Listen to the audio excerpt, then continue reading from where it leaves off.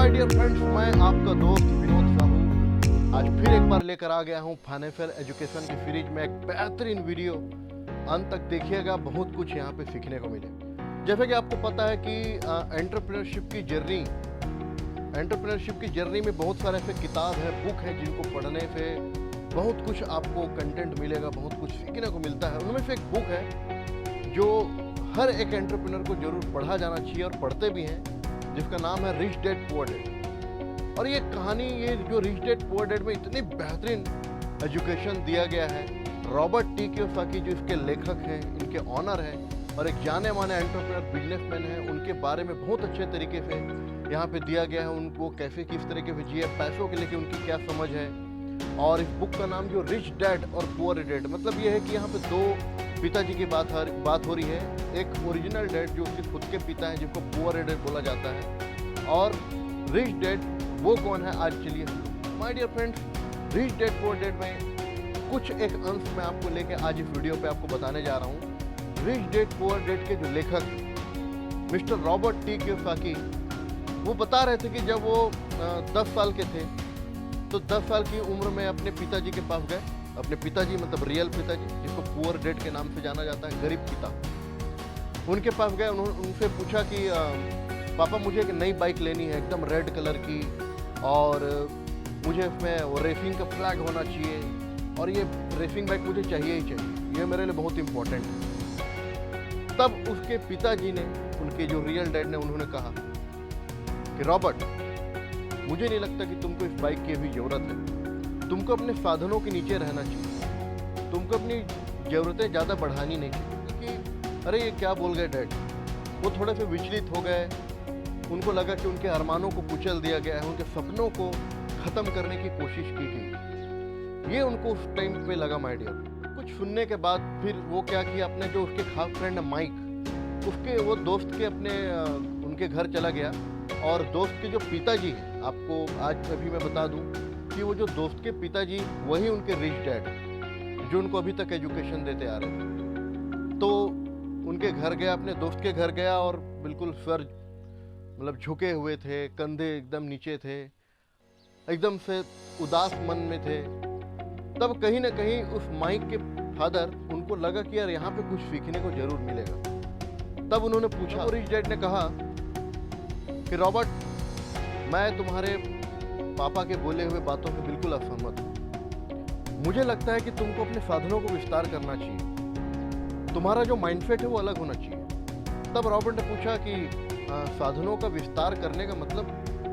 तब अमीर पिता ने कहा, रिच डैड ने कहा रॉबर्ट को कि रॉबर्ट, आप अपने पिताजी का बजट और मेरा बजट जब आप देखोगे, तो इस दोनों के जब अंतर को देखोगे, तब आप एक अमीर और गरीब के बजट के अंतर को समझ पाओगे। उनका कहना था कि आपके जो फादर का बजट है, उनका बजट कटौतियों पर केंद्रित था, मतलब कि जो इनकम को पूरा करने के लिए खर्चों पर कटौती पर केंद्रित था, और खर्च करने के बाद जो बच गया वो बच गया, उससे लाइफ को जियो, अगर बच गया तो। ये उस तरीके से उनका लाइफ चलता था। और वो रिच डैड का कहना है कि मेरा बजट ऐसा था कि मैं पहले अपने आप को भुगतान करता था, अपने लिए मैं इन्वेस्ट करता था अपने आप के ऊपर, फिर बच गया तब इसको खर्चे पे कन्वर्ट करता। अधिकांश लोगों के साथ यही होता है माय डियर फ्रेंड।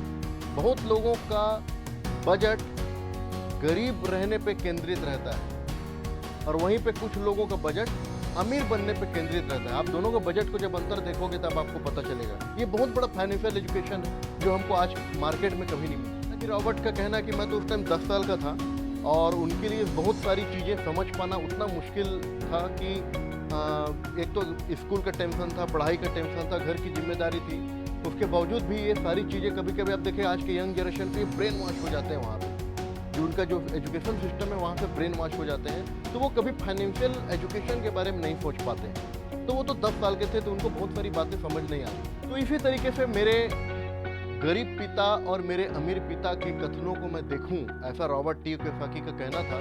तो उनके जो कथन थे उनके पिताजी के, उससे वो बहुत कुछ सीख सकते हैं। तो my dear friends, rich dad और पुअर डैड के लाइफ के अंतर को समझने के लिए आप इन दो स्टेटमेंट को जरूर देखिएगा। पुअर डैड का कहना है कि मैं ये नहीं कर सकता, उनका जो पहला स्टेटमेंट ही खतरनाक है, मैं ये नहीं कर सकता, मैं ये वहन नहीं कर सकता।